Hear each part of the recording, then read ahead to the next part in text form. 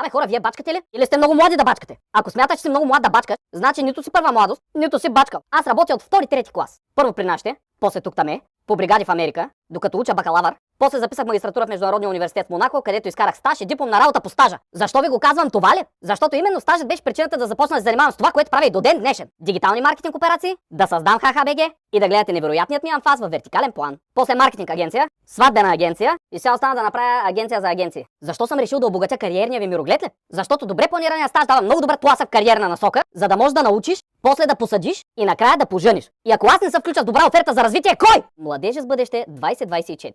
Ежегодната платена стажантска програма на EVN отваря врати за над 60 от вас. Студент с техническа специалност електричар или инженер? О, да! Студент с икономическа специалност бизнес, икономика или прочие? О, да! Не си студент.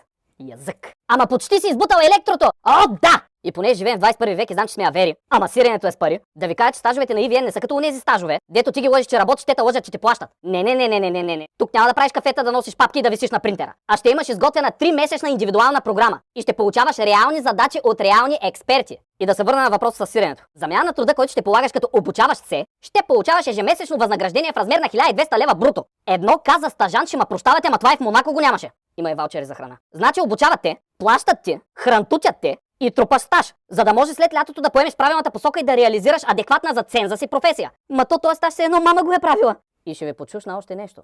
Елементарните ми математически възможности водят до фактологията, че 35% от стажантите на EVN след успешното завършване на стажантската си програма получават реално предложение за работа и реализация в компанията. 35% рекрутмент рейт в голяма международна компания. IDD.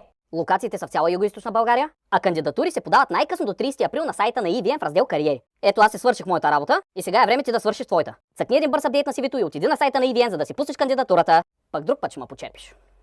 Айде!